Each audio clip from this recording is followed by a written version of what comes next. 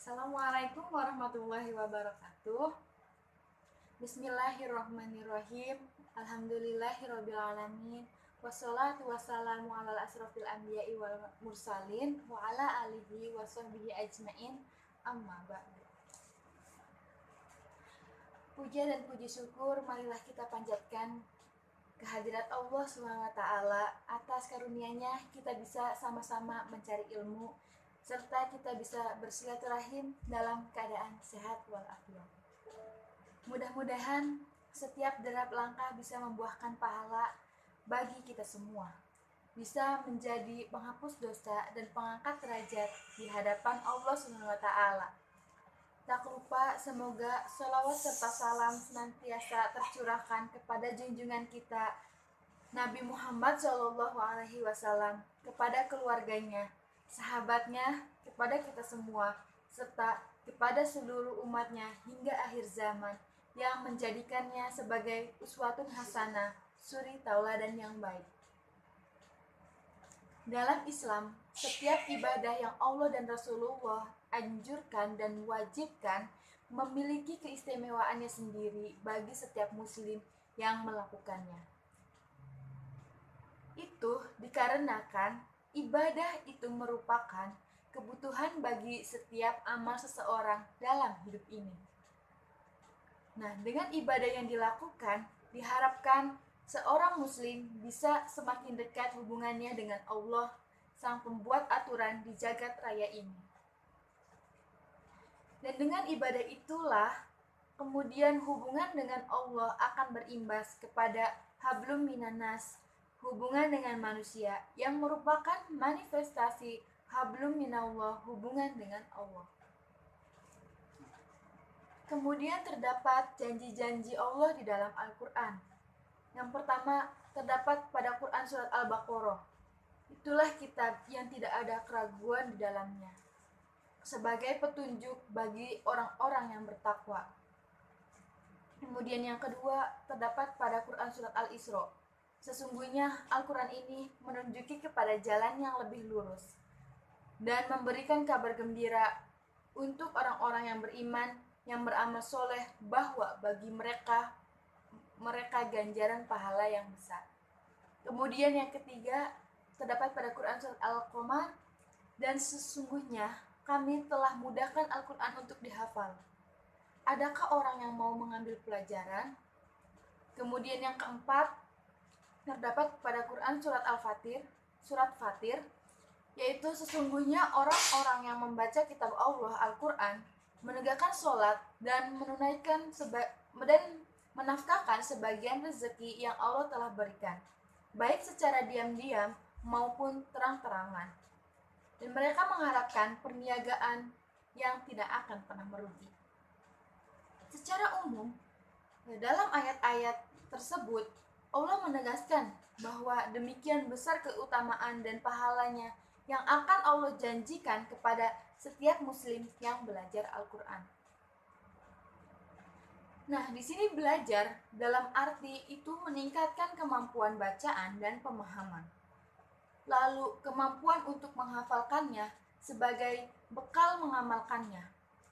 Akumulasi aktivitas mulia inilah yang sangat Allah anjurkan kepada setiap kita yang menginginkan besarnya pahala tersebut. Nah, oleh karena itu tujuan hakiki yang mempelajari Al-Quran itu adalah zikrullah yang maksimal. Terdapat Quran surat Al-Nakabut, dan zikir kepada Allah itulah yang terbesar.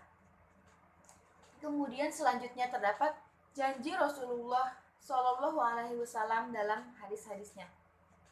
Rasulullah bersabda tentang keutamaan dan pahala belajar dan mempelajari Al-Quran, yaitu yang pertama, hadis riwayat Bukhari, sebaik-baik kalian adalah orang yang belajar Al-Quran dan mengajarkannya. Kemudian yang kedua, hadis riwayat muttafaq alaihi, bacalah olehmu Al-Quran, karena sesungguhnya Al-Quran akan datang pada hari kiamat sebagai pemberi syafaat kepada para pembaca, pengamal, dan penghafalnya.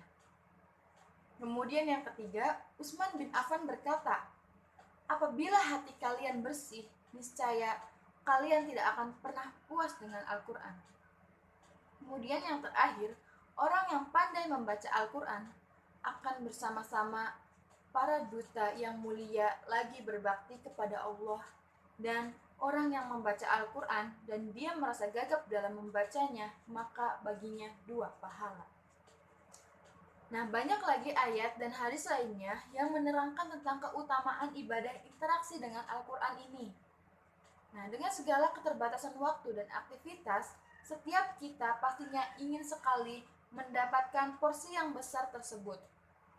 Bahkan kalau bisa memaksimalkan kegiatan kita dengan Al-Quran dalam segala bentuk dan dimensinya.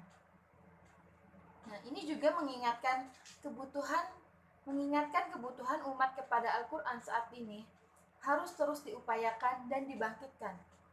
Terus terang, ketertinggalan umat Islam di era modern ini lebih disebabkan jauhnya mereka dari ajaran-ajaran yang dikandung dalam Al-Quran, sehingga menyebabkan izah mereka jatuh dan hampir sirna.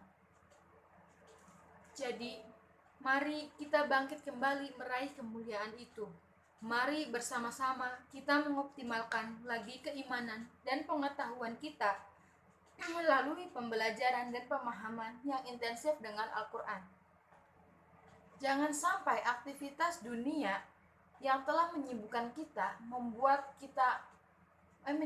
itu membuat porsi ibadah Al-Quran kita tidak ada sama sekali.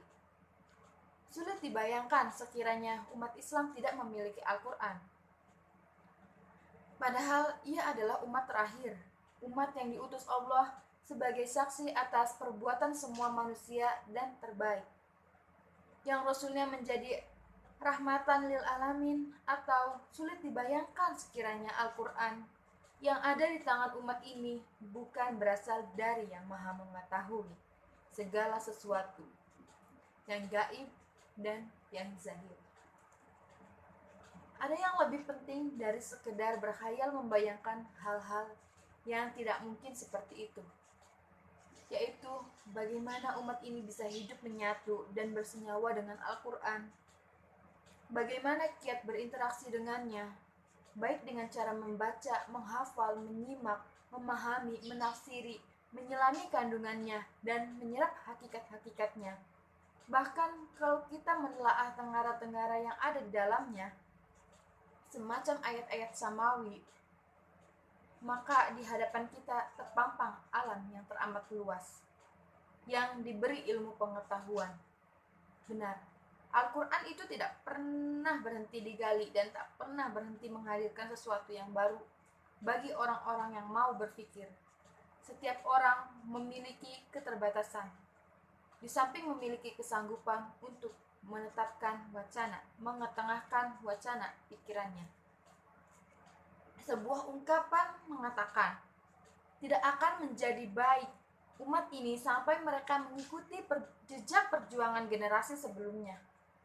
Wallahu a'lam bishawab.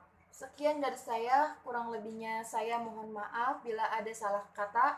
Billahi taufiq wal hidayah. Wassalamualaikum warahmatullahi wabarakatuh.